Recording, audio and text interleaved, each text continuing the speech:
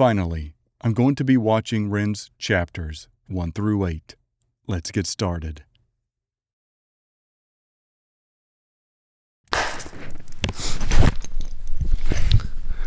Hello everyone, this is the first time I've done something like this before. I wanted to write it down because there's a lot and I didn't want to miss anything.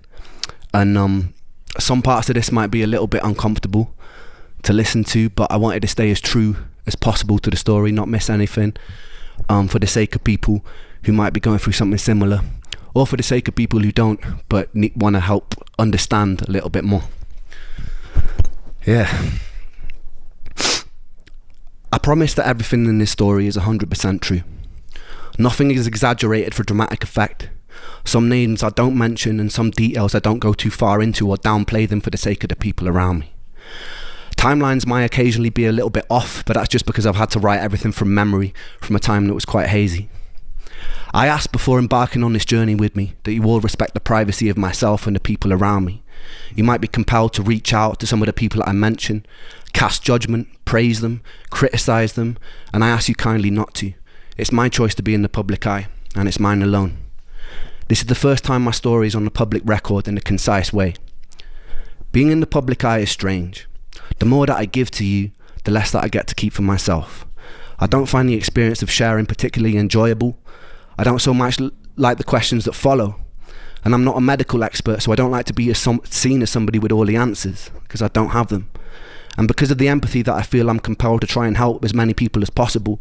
But the last time I opened myself up to this on a one-on-one basis, I was surrounded by a lot of death. And there simply weren't enough hours in the day. So I ask you, if you need support, please reach out to a professional or use my music as your companion. I share my story in hopes that somebody who needs it finds it, that it provides hope, that it might ease the suffering for the people like me. I like my solitude, so I ask that anyone who respects the work I make and respects my contribution to the world to respect my solitude. A lot happened in my teenage years, and I didn't live the most normal of lives, but I'll save that story for another time. The important thing to contextualize this story is that I was full of life. I was full of a burning desire to change the world. The flaws in how we interact seemed obvious to me. I believed in people's power to change the unnecessary suffering we inflict upon ourselves. I was also enamored with music. Music is the closest thing to God that I have. It's a gateway to the unexplainable, and it's a way of communicating the inexpressible. There's just one moment that I want to share with you from the years before I got sick. I was 17 and I felt indestructible. I'm not sure why, but my whole life I had this feeling inside myself that I was meant to do something important, not for myself, not for praise, not for personal gain, but something that would change the world for the better. It's hard to describe it without coming across like an egomaniac or having some sort of God complex, but I felt like I had some sort of divine purpose. And I remember feeling this so strongly that one afternoon after school, I stood in the center of my bedroom and I spoke loud into an empty void. I said that I would single-handedly take on and defeat the forces of evil, and I welcomed them to try their best. Throughout the years, that memory stuck with me, taunting me sometimes. Flash forward to 2019. I remember the first day I knew something was wrong very well. I woke up in an unfamiliar room in Cardiff, feeling like a raven had perched itself upon my heart. Every time my heart beat, it's like some part of me was aware of the foreboding death sentence that was to come. Some sort of primal instinctive dread. Everything felt wrong, and I felt prosthetic, like I could tear my own skin off and observe though I was watching passively from another room. The night before, I'd been in Cardiff visiting friends in university. It was the end of summer, we'd gone out to a few bars. I wasn't really enjoying myself. That year I'd been struggling with social anxiety, perhaps from years of abusing my brain with a whole pick and mix and selection of party drugs. Engaging with society felt like stepping into the ring with a heavyweight champion. Every single fucking question felt like an oncoming haymaker I had to socially navigate because of my very limited toolkit of charisma at the time. I don't know why I cared about being liked so much, but the more I cared, the less equipped I became to have a simple human conversation. I used to deal with this by getting fucking hammered. That night was no exception. I got smashed, lost my phone, and woke up in a strange apartment. In the bed opposite mine was a snoring rugby player and his girlfriend. Everything just seemed off, and it wasn't a hangover. My first thought was I'd been spiked. I quietly gathered all my belongings and left before anyone could wake up and punch me with a conversation. I wandered around the grey Cardiff in a haze, feeling like I've just been rigged up to an IV bag full of ketamine and cyanide, and the whole world just seemed off, like I was looking at it through a tunnel. A heavy feeling of fear clung around me like a straitjacket. The only comforting thought was that with enough time, rest and water, it would pass. But it didn't. For 8 long years, it didn't. And this is my story of an 8-year-long nightmare. I returned back to my dad's home. He was living with his partner at the time. It wasn't my home, so I already felt uncomfortable and out of place. These unusual symptoms persisted. I figured I'd caught some sort of virus and I'd get better with time. But by the end of the week, things were a lot worse. I took myself to the doctor and he said he thought it sounded viral, that if I went home and got enough rest, it would eventually pass. And it didn't. For 8 years, it didn't. I returned for my second year of university. My brain was full of fog and my body felt poisoned. There were intermittent days where I felt like a hollow suit of skin. I'd sit in lectures unable to focus and was devoid of any sort of personality. I'd be able to have basic conversations, yeses and nos, but I was stripped of the ability to think spontaneously. It's like my body was taking up so much processing power being sick that I could not have original or spontaneous thought. The most peculiar thing about this was there was a me that was aware that this was all happening and was observing it from outside of myself, locked out, screaming silently, banging on the walls of my mind to be let in, and never successfully. And nonetheless, there I was, like a ghost haunting myself. My usual routine was getting home, running a shower and curling up into a ball to cry underneath the running water, not understanding what was going on. I brought myself to the doctors numerous times during this period, requesting every blood test they'd let me have, often being dismissed and told things like stress from university can cause strange symptoms. But how come no one I knew in university could relate to this? Eventually I was put on a 6-month-long waiting list to see a mental health specialist who did a short 1-page questionnaire and wrongly diagnosed me as hypercycling bipolar and put me on a course of citalopram. Oof. After a few weeks it stole my ability to sleep. I was told to stick it out and it would level out and eventually I'd feel more like myself. I stuck it out and I got worse and I pulled myself off it after 2 weeks in a row of sleepless nights and insomnia. There's something pretty peculiar about being told you're in some sort of spectrum of madness. Even if you suspect that you're mad, your diagnosis finds a way to claw itself into your identity even if it doesn't belong to you. Ever since I was a child, I'd always be asking what and why and how things worked. I couldn't really accept things as they were without knowing how.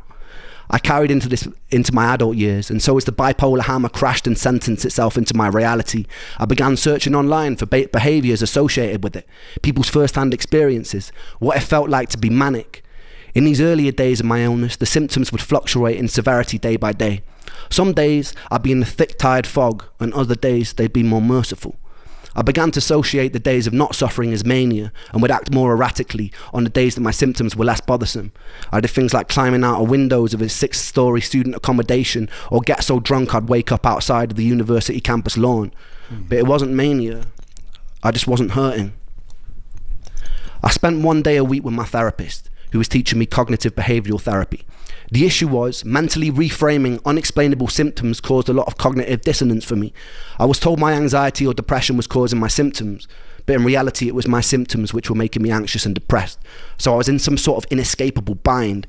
I'd devotedly work on my mental health, following every new tool for coping to the letter, only to have my symptoms get worse, which made me frustrated, raise the intensity of my treatment, only to get even more frustrated as my body seemed to deteriorate.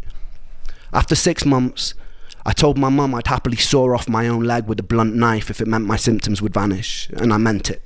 I told her if I had to live with this strange feeling for 1 more year, I'd kill myself, and I meant that too. But something happened that winter which showed me firsthand the horrors and the fallout from suicide.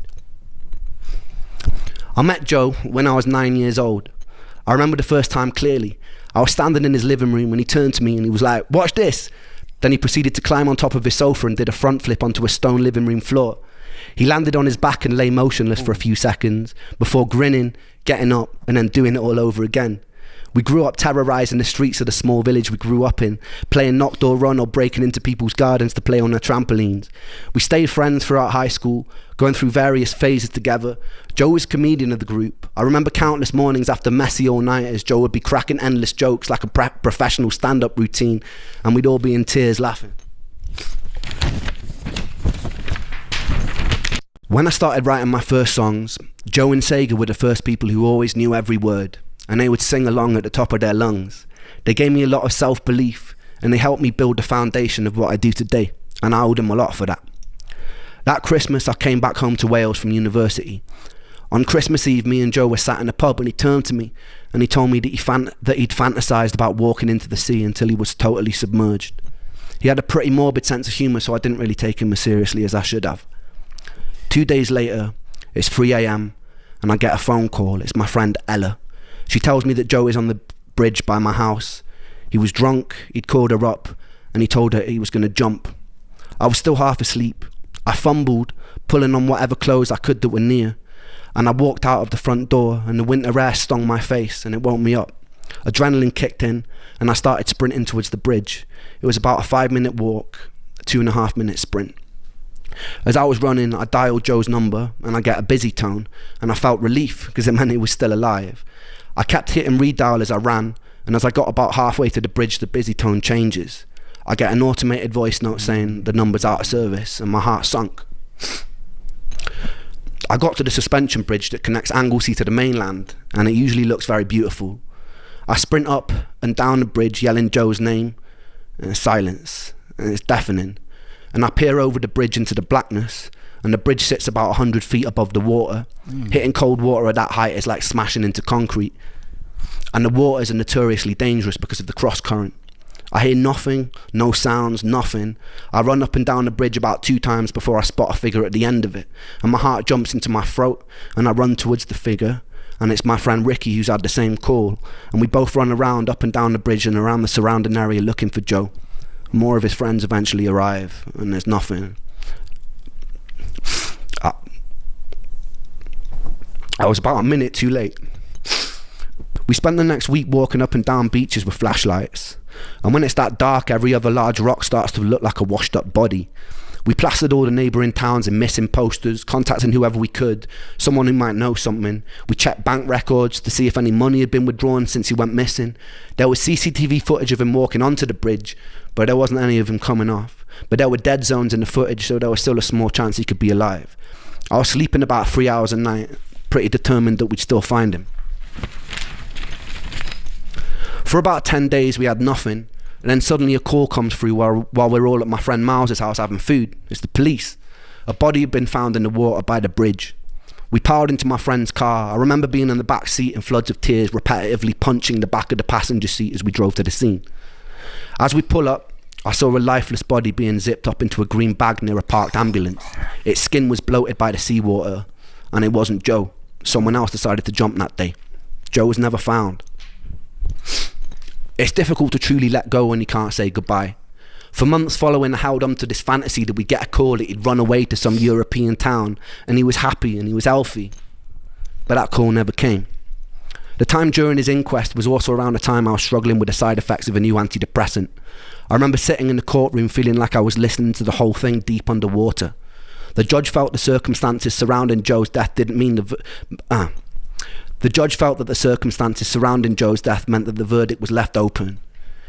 It kind of stung even more to not have an official ruling of suicide. I remember going to visit his mum not long after and witnessing the aftermath of a mother grieving for her baby boy. The silence of his father, the tears of his mother. I decided that day that I'd have to wait until my illness killed me because I couldn't do it by choice. I couldn't put my family through that. Over the next 10 years, I returned to my hometown, only a handful of times following Joe's death. My last visit was in the summer of last year. I reconnected with Joe's parents and showed them a song that I'd written, simply entitled For Joe. We cried together, reminisced together, joked, and I'm proud to say that I gave Joe's mum enough money to afford a caravan she told me she'd been saving up for. That felt pretty good. We'd also do a fundraiser for the Royal National Lifeboat Institution, who were integral for searching for Joe during that time, and we raised a pretty good amount of money too. Being able to give back in whatever small way I could felt good, and it felt right for all the years Joe had made us all laugh till it hurt. He was a solid person, just a little lost, as we all are sometimes. And I miss him. Life was about to take an even more unusual turn, and I was about to meet the first angel of this story. So stay tuned for that.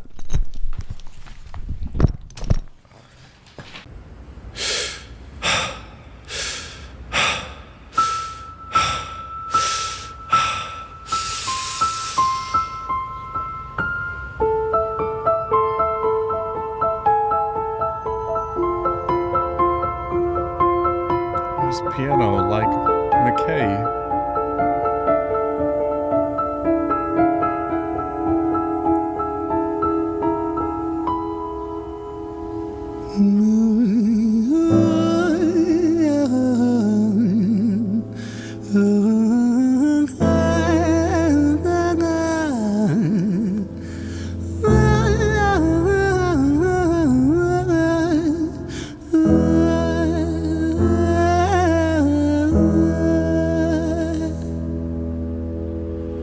It's hard to take off from the ground when your wings are cut. Your stomach burns when you're drinking from an empty cup.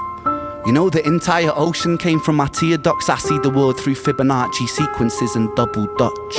I guess there's some that's born lucky, there's some that's not. I tried to cut away my bitterness, hatchet job. I locked my youth inside the trunk, inside the pickup truck, then dumped that whole thing over that same bridge the night you jumped.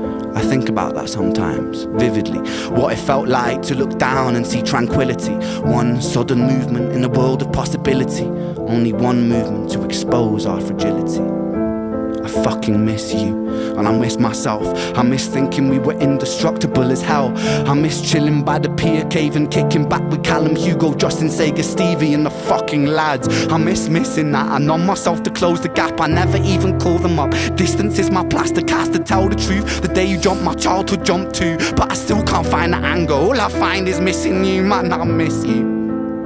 With all my rhymes, I picture running 5 minutes quicker, I'm right on time. I picture pulling you back over the edge and then we're crying. And holding you, my brother, and telling you that it's fine. Not the way that it worked. I was late like a jerk. There's not a day where I can find a way to break from the hurt. Your body missing, so we never got to wave to the hearse. I hope you're listening, I love you, man, I miss you, absurd, fuck.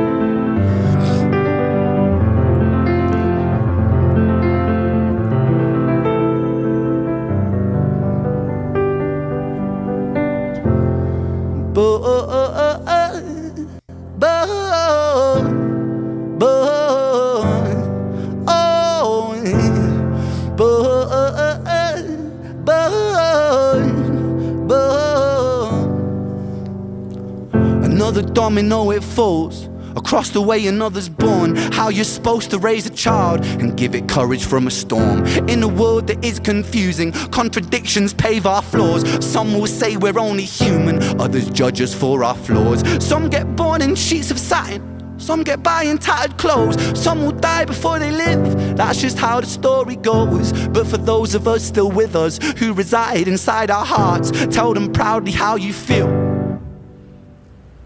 And for those of us who aren't, freckled angels stand strong, freckled angels live on, freckled angels climb higher, freckled angels still inspire, freckled angels won't forget you, teach me to live my life better. 13 years and still I miss you, now my wings are missing feather. Otherwise I'd come and join you, but for now I'm here on earth, stuck inside this mortal body. But for everything it's worth, made me braver, made me wiser, made me stronger, made me true, made me face the world with courage, and that's all because of you.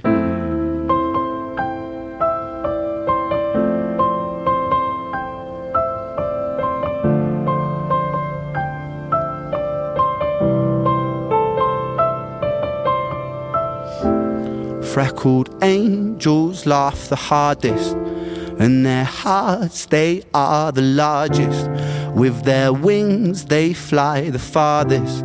So I know you're gonna be okay. Freckled angels live the longest, and their minds, they are the strongest. Oh, their friends, they are the fondest.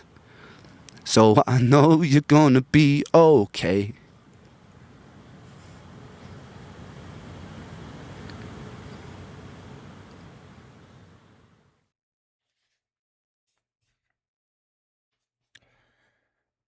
That was sad and tough to watch.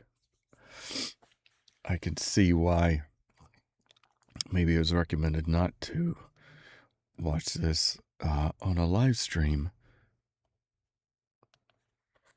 So I am going to continue with chapter 2. I didn't realize that he was going to discuss Joe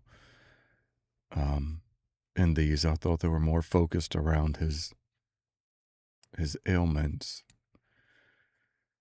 It's a beautiful song and a beautiful way to show appreciation and love towards someone you miss. I had a similar situation, and it happened in 2007, and still to this day I kick myself thinking that there was something I should have done or said. So this made me think about that.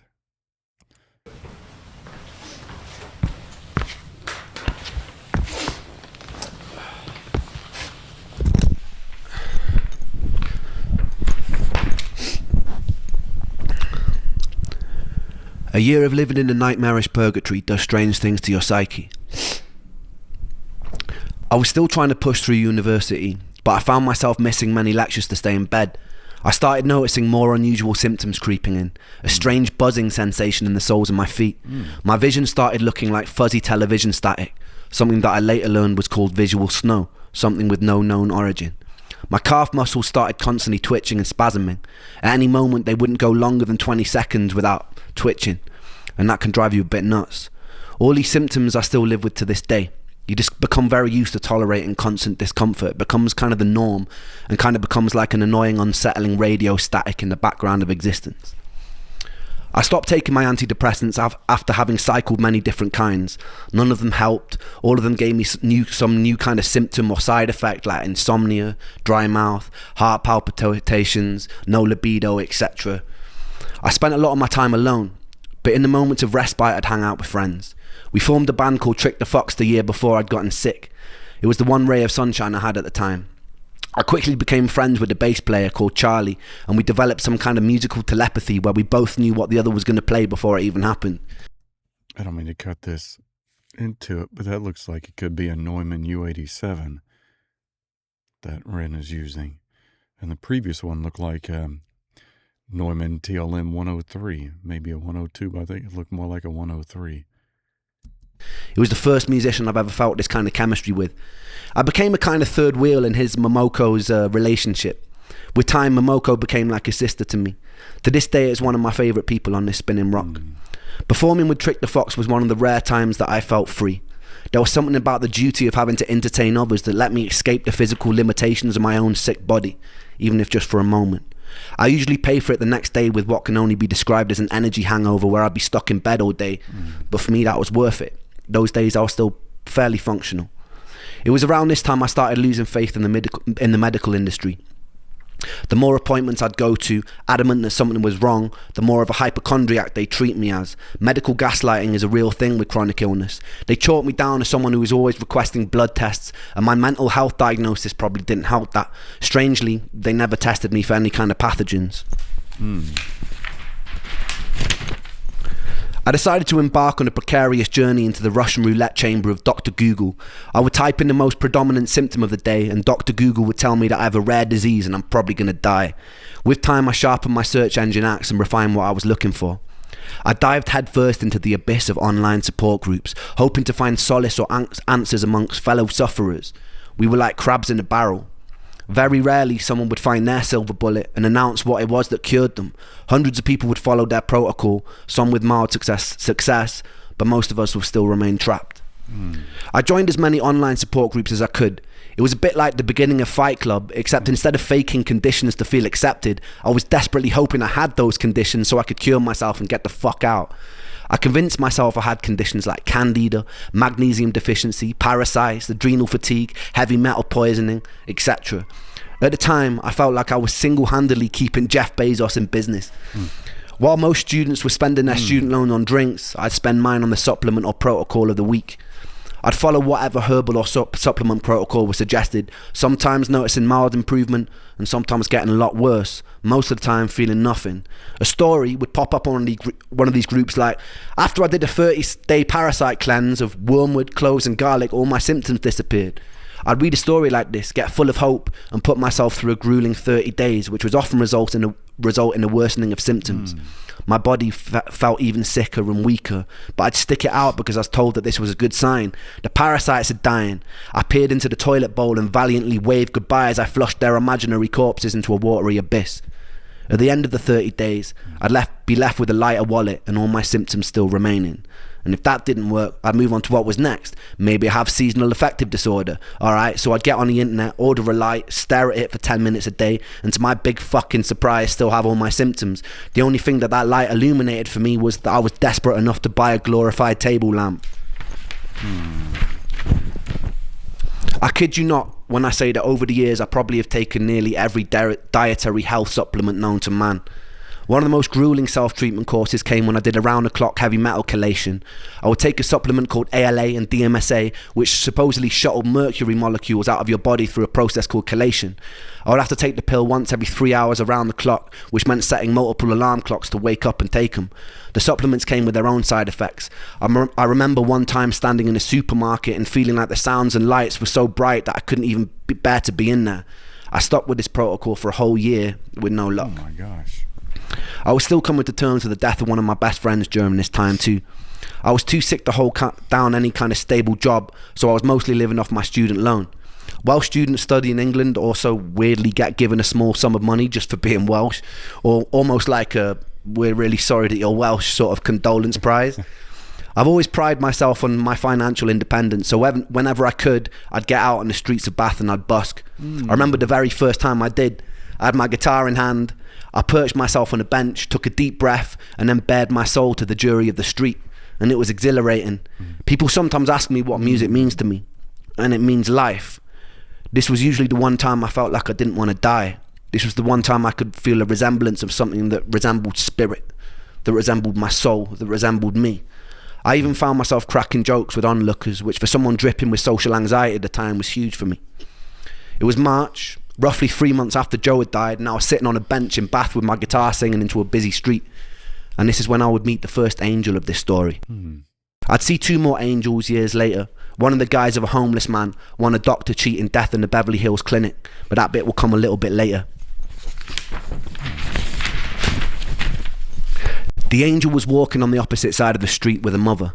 They both stopped to watch me for a moment. I saw her mum whisper something to her. The angel turned bright red and she giggled and they shyly approached. We got talking and the angel asked where I was from. I told her that I grew up in Wales in a small village that was once described in a local newspaper as being worse than an Iraqi war scene. I told them they would have never heard of it. They looked surprised and they said they had family there. I asked which part, and it turned out to be the village that I grew up in. Since you can basically count a population of 2 intergenerationally bred mutated hands, I asked who they were, and it turned out that angel happened to be Joe's cousin. No. This encounter was always a foundational moment of serendipity in my life. In the years that followed, I took serendipitous occasions to mean I was in line with my purpose. Sometimes I felt like I'm following a script. It's just that I don't know the words or actions until they actually happen. But in moments of serendipity, I feel like they are playing out exactly as they were meant to. It was quite a bizarre moment for me, that hundreds of miles away by chance this angel would be related to my lost friend. Upon learning who I was, they invited me back to theirs for a cup of tea, and I accepted and I fell in love. It was really good tea. That week, the angel took me to a favourite botanical garden and she pointed out a favourite flower.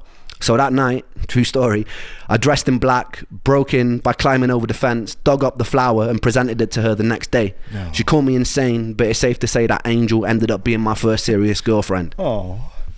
It was a weird kind of relationship. We both shared an unusual trauma for people who were so young, brought together by a tragedy. Even though sometimes I feel like she might have hated me at the time, I was convinced like it was some sort of Shakespearean fate that had brought us together. A morbidity that birthed light, that it couldn't be anything else. It felt like divine intervention. She was pretty troubled in her own way, and I was very troubled in mine. But in between the sludge of dealing with the constant symptoms, it was beautiful. That summer, her parents took us to Centre Parks, which is a posher version of Butlins, if you don't know, where they paid for all the activities and meals, and they let me do whatever I wanted. Coming from a poorer family, I wasn't really used to being spoiled to that degree, but I figured I'd just roll with it. One morning while I was there, I got a call from my friend Sega, and he sounded pretty mixed up, so I asked him what was wrong. He told me that there was no easy way to say it, but one of my other best friends, Callum, had died. He'd gone cliff jumping in the same cliffs we used to jump off as kids. The sea was particularly choppy that day, and he caught a cross current and he started to drown. Another guy that he was with had jumped in an attempt to save him, and they both drowned. Oh my God. The first day I met Callum, I was 11. He was in a year above me in high school and used to walk around with these massive baggy bright orange jeans. He hung around with all the goth kids and I thought they looked super cool. So the next day I painted my nails black and fashioned a necklace out of a severed extension cable from an old VCR machine. I infiltrated the group and I gained their trust. Not long after, me and Callum were friends, wandering around beautiful Welsh countryside looking for the most scenic places to smoke weed. We stayed friends throughout high school and I truly loved him. When Callum died, I couldn't properly grieve. I felt weirdly numb after losing Joe. I'd often feel guilty for my inability to cry at the time. A couple of years later, I'd learned another friend of mine that I used to play function gigs with had thrown himself off a cliff facing Dover. And again, I felt numb. I couldn't tell if this new acceptance of the inevitability of death was a beautifully liberating thing, or if it was a sign that my humanity was slipping away. To this day, death has kind of remained a bit of a matter-of-fact part of my life. During my years of sickness, I had to crawl through a morbid longing to be killed by my illness to find a more peaceful acceptance that death is just an inevitable consequence of life, and it doesn't spare anyone. That never left, and I haven't ever really been scared of dying since. Some days I've tempted it. What I'm more scared of is having to live my whole life as a sick person. In my relationship with death, the most healing moment occurred just 2 years ago. My grandmother, who I loved to pieces, was dying, but I actually got the chance to say goodbye this time, to hold her hand, to thank her for being alive. I remember not long before she passed, she was lying in the hospital bed, and she was very weak and very pale, barely able to open her eyes. I asked how she was, and it seemed like a stupid question as soon as it left my mouth. She paused for a long moment, and she turned her head to look at me, and she opened her eyes, and she smiled, and she said she felt happy. And it was just one word, happy, which was simple and it was beautifully profound. And that was one time I'd gotten a chance to say goodbye. And it was the first time that I hoped that one day I would die happy. The following year, I would achieve something beyond my wildest dreams, and then I would lose it almost as soon as it came. Stay tuned for that. I don't wanna hear no words today, because they pull me under. In the castle of my room I'll hide away from the outside thunder. Gonna lock my troubles outside of this door, 'cause today it's just me and these four walls. I said I wanna run away, fly to another place, fly to another place, say oh. Said I wanna run away, fly to another place, fly to another place. The light that I hold, it turns to grey, and that makes me wonder, will I always feel this way? So far under, but I put my soul on show for everyone to see, 'cause even though it's bruised, I know it holds such beauty. I said I wanna run away, fly to another place, fly to another place, say oh. I said I wanna run away, fly to another place, fly to another place. Nobody here but me today, but that makes me stronger, 'cause I wash away the pain under sheets of feather. Gonna lock my troubles outside of this door, 'cause today it's just me and these four walls. I said I wanna run away, fly to another place, fly to another place, say oh. I said I wanna run away, fly to another place, fly to another place, say oh. I said I wanna run away, fly to another place, fly to another place, say oh. I said I wanna run away, fly to another place, fly to another place. I crave relief in solitude. I search for peace, but pain pursues. Please something, just free me, give me some truth. My head is a prison, I need to move.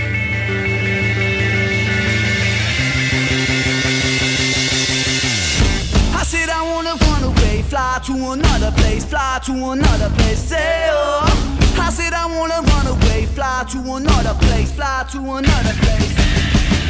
I said I wanna run away, fly to another place, fly to another place, say oh. I said I wanna run away, fly to another place, fly to another place. I said I wanna run, I said I wanna run, I said I wanna run, hey oh. I said I wanna run, I said I wanna run, I said I wanna run, hey oh. I said I wanna run away, fly to another place, fly to another place, hey oh. I said I wanna run away, fly to another place, fly to another place. That was really cool for a song, because there aren't many songs that Ren does, at least that I've heard so far, that is of a traditional progression. He's got the repeated chorus, some of the repeated lyrics. It's not something I'd heard before. I can't tell if that's an MXL microphone that he's using, and I can't remember the model number, or a 990, or it's not an MXL 990. I meant a TLM 102 or 103. In any case, you can tell how clear his voice is with that microphone. The bassist microphone is difficult to tell because there are many models that use that shape and size. I would say it's a U47, but I'm pretty sure it's not. And then the drummer's microphone, it's hard to tell with that as well. It might be a Telefunken, or it could be a Shure SM87, maybe? I'd have to go and look. There are many mics that are that same style as well. In any case, I really dug the song. It was more upbeat, especially compared for the chapter 1 for Joe. All right, it's awful that Ren had to deal with not only the single loss of a friend, but then another within a couple months. I can't imagine what something like that would be like. I've lost people and friends and family, but they've never been so close together. My heart goes out to him for this. He's especially going still through his illness that he had as well. Ren is such a strong person. Let's look at chapter 3.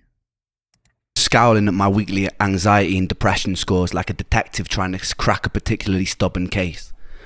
There were no signs of improvement, and the scores followed no real measurable pattern that were consistent with bipolar. After nearly 2 years of talk therapy and taking enough medications to fill a pharmacy, he sat down with me and he dropped the bombshell that he didn't think that I had bipolar. In fact, he said that he didn't think that I had depression at all. And it was a very odd thing to be stripped of an identity in an instant. The reality was that a 20-minute in and out consultation 2 years ago led to 2 years of swallowing pills that I never needed and devoting so much of my time to managing the condition that I never actually had. The emotions inside me swirled around like a mismatched soup. On one hand, I was full of anger and I was bitter about the whole situation, but I was also hopeful that this new path could offer me the relief that I desperately needed. He told me he was going to refer me to an ME clinic in Bath. I'd never heard of it before, but instinctively true to character, I started researching it online as soon as I got home. Apparently, ME is the medical equivalent of a choose-your-own-adventure book, with tiredness as the only consistent plot line. There were no universally accepted reasons as to why the fuck it existed in the first place. It seemed it was largely accepted to be a post-viral condition, but that was all speculative because there were no clear consensus in the medical community what ME even was. The defining characteristic was a tiredness that wouldn't go away with rest. I could relate to this. In fact, I could more than relate to it. For anyone lucky enough to have not experienced this, if you want an idea of what it's like, force yourself to stay awake for 3 nights in a row. During this time, eat the food that makes you feel terrible, and in this sleep-deprived state, exercise until your muscles give out. By the 3rd day, you'll have a small insight into living with this condition. During the years post-stem cell transplant, where I recovered a lot of my health and functionality, I remember getting COVID and thinking it was a walk in the park compared to the first year of my illness. The difference was COVID lasted about a week. The thick of my illness lasted 8 years, and it only was getting worse. I pinned a lot of hope on going to that first visit at the ME clinic. It was a 6-month waiting list, God bless NHS wait times, but I felt excited to be surrounded by people who would understand me, where I could climb out of this nightmare. But my hopes were pretty quickly crushed during that first visit. I remember walking into a space that looked like a disused classroom where a bunch of people on chairs were sitting around in circles like Alcoholics Anonymous. I could feel a sense of camaraderie and that we all felt like dog shit. We were all confused and we were all desperately wanting to feel better. I believe at the time I was probably the youngest in the group. The group leader waddled in and handed us all a booklet that looked like a school timetable. She then sat us down and told about this new revolutionary technique called pacing, where you write down and track everything that you do in a day, and then you do it less. And then with time, do it more again. The theory being that you have a limited bucket of energy compared to normal people, and you need to protect that and gradually push it. I thought this sounded pretty stupid, so I raised my hand. I told her about the pain in my body. I told her that my muscles twitched constantly. I told her that my bones ached. I told her that my mouth was dry. I couldn't focus. That some days they'd be without mercy and I'd be trapped in bed for the whole day. But the days that I wasn't, I wanted to make the most of it. I wanted to breathe the air and I wanted to live. She told me she understood it's hard, but she didn't really offer more than that. She just pointed at the booklet and told me to follow it. I asked her about things like heavy metal poisoning, about chronically reactivating viruses, about defective mitochondria, about all the things that I read that were linked to chronic fatigue, but she just raised an eyebrow, looked at me like I was a hypochondriac and told me she knew nothing about those things. Oh, jeez. I remember walking out of the building feeling disheartened and defeated, so much so that my legs buckled as I was walking home. I don't mean to stop this, but the fact that he even had to wait 6 months before he could, wasn't it 6 months before he could go for a visit, so he's got hope, and then on the first day it's gone? Yeah, 6 months. Out of the building feeling disheartened and defeated, so much so that my legs buckled as I was walking home. I began to sob uncontrollably on the side of the road. An old woman knelt down to comfort me and asked me what was wrong. I didn't even really know how to explain, so I just told her that I missed my friend. Despite my skepticism, I stuck to the program for at least half a year, and I kept going for my periodic visits to the clinic, and it did jack shit. In fact, I got worse. I was always getting worse. One thing that particularly struck me about the ME support groups was the pure desperation and confusion. With most other conditions, you're given a diagnosis, a prognosis of whether it's going to kill you, and what you can do to manage it or cure it. With ME, you don't get that. You get an indeterminately long sentence to purgatory. You feel worse than you've ever felt in your whole life, and you're given no explanation as to why, and no signpost pointing the way out.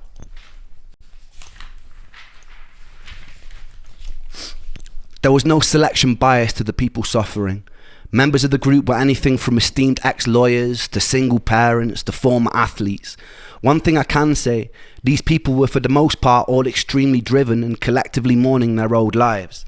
There's a stigma that because ME's predominant presentation of symptoms is tiredness, that its victims are just being lazy. I can tell you firsthand that me and every single person I've met with genuine ME would rather run 1,000 marathons than have to live another week with the tiredness and the unrelenting fatigue.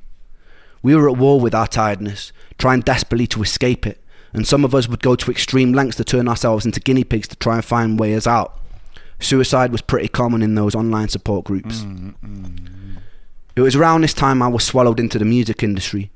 I was out busking on the streets one day and I noticed this sketchy, good-looking Mauritian guy with his arms crossed watching me, really intensely, as though he was studying every lyric coming out of my mouth. He approached me and asked me if the songs I was singing were mine. I said they were. A big smile was painted across his face, and he told me he just finished recording Plan B's latest record, which turned out to be The Defamation of Strickland Banks, one of my favourite albums of all time. He was looking for a new project to sink his teeth into, and he asked me if I'd come to London to record. We got into it. The whole time I felt dreadful, but this was a lifelong dream materialising in front of my eyes, so bit by bit, when I could, I'd get the train to London and start chipping away at my first ever album. I didn't really let on how I was feeling during this time because I didn't want to sabotage it.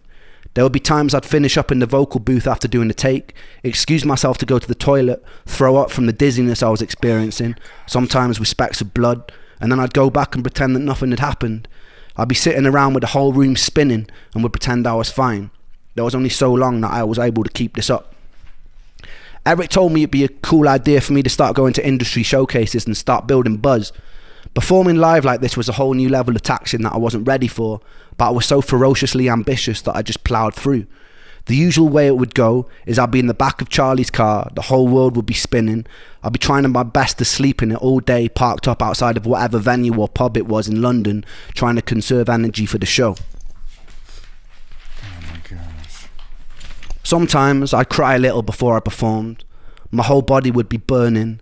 Then I'd brush it off and I'd get on stage and I'd perform as best I could. People would come up to me at the end, pat me on the back. I'd smile and pretend to be charismatic. Then I'd get back in the car and I wish I was in bed and have to endure a 3-hour drive back to Bath from London. There was only a few shows where I could keep pretending. I'd usually be trying to disguise the fact that my body was trembling through the fatigue and pain. Eventually I started crying mid-set. It became blindingly obvious to everyone working with me during that time that something was very wrong. I told Eric that I needed to take some time out. My plan was to live at home with my mum for a month maximum, get my energy back, and come and finish the record. That 1 month turned into 2 months, turned into 3 months, turned into 6 months. I'd pushed myself to total burnout. The distance led to me and that angel breaking up, in part because it was difficult to navigate a relationship when you have so much brain fog, and I didn't know what it was well enough to be able to explain it to her at the time. With a loud thud, I'd been jolted out of a Shakespearean storyline, I lost the record deal, and I couldn't get out of bed. My friends from Trick the Fox never really called to check up on me. Oh. It felt like the whole world was moving at lightning speed without me. I had this amazing opportunity right in front of me, and I was chained to the floor. I was alone, I was sick. I wished that my condition would get it over with and kill me, but it wouldn't, and it felt cruel that it wouldn't. It just let me rot in bed. The whole world would continue to turn, and I would rot. In the next episode, I'm going to tell you about a fight with a television and losing my anal virginity to an 80-year-old man. Stay tuned for that.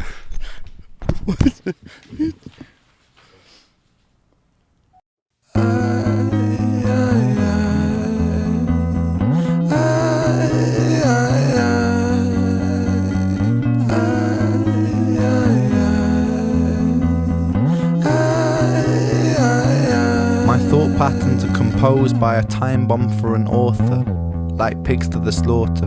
A symphony of self-doubt sings out, breath starts getting shorter. Running water is the state that I wish to become. Instead, concrete envelops my movement and I'm rendered deaf and dumb, unable to heed the advice of others. Don't tell me things will get better, cause so far things haven't gotten better. I've got the sweater, poster child, bipolar, ADHD, therapist, wet dream. I don't want to talk about my father, I don't want to talk about my dead friend, I don't want to talk about myself. I'm sick of talking about myself. I'm sick of talking about myself and realizing that talking about myself never ever helps. I don't mean to stop in the middle of an incredible song. I just wanted to point out real quick, the music is gorgeous. We've got this slow build, and then just a few seconds earlier, we could hear the high-pitched guitar actually pinging between both ears during separate chords. And then the part that just finished, we're kind of getting this full folded set of music that just really comes up great and wonderfully to the center. I'm sick of talking about myself and realizing that talking about myself never ever helps. Still, I call for help, cause I really want help. But the pills didn't seem to help, and the therapist didn't seem to help. But still, I want help. I've danced with the devil in hell. I've sat in a prisonless cell, and here we hear in the right ear a whisper of a sat in the prison cell. I've danced with the devil in hell. I've sat in a prisonless cell, and here I always dwell, in this prison in myself. I do this thing where my mind travels back to the golden age. You know those times where you were carefree and everything was golden? The golden age. You know those times where... No, it's still there. It has not stopped. I like this because it creates this additional layer of connectivity with this pain and with the words, because not only are we getting these words musically and through spoken word with a song, it's very personal because he's whispering these words in the ear. So it feels like this is only meant for you. Times where you were carefree and everything was golden. The golden age. You know those times where everything was golden, where you were carefree and everything was golden. The hardest thing I ever had to do was come to terms with the fact that that time never really existed. Oh. I've always felt so fucking detached and broken, bruised and mismatched. Find it hard to relax, living under the cracks. Tried to fill in the gaps, lying here on my back. Still, I can't find it. Sense of peace in my mind declined it. Pulse increase and my sweat combines with a feeling so deep I fall inside it. Depression, I hate you. Oh, I really...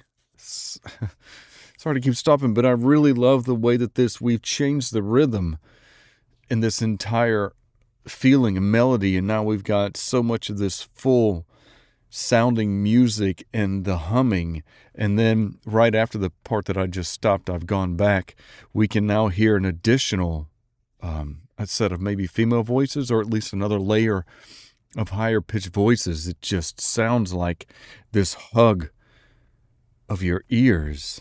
Feeling so deep I fall inside it. Depression, I hate you. Depression, your constant oppression. Respond with aggression. They say depression brings you lessons. Constant stressing conceals blessings. You will grow in broken settings. Fuck those lessons, fuck depression. I've been living. Okay, so it's not female voices, it's Ren's and maybe the rest of his band members. But in either case, it just sounds like you're being hugged in the ears from this incredible music.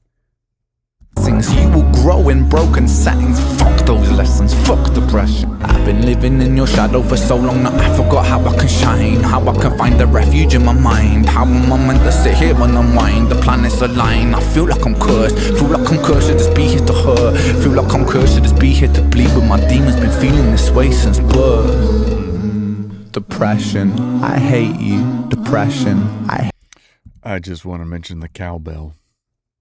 Be here to hurt. Feel like I'm cursed to just be here to bleed, but my demons been feeling this way since birth. Depression, I hate you. Depression, I hate you. Depression, I hate you. Depression, I hate you. Depression, I hate you. Depression, I hate you. Depression, I hate you.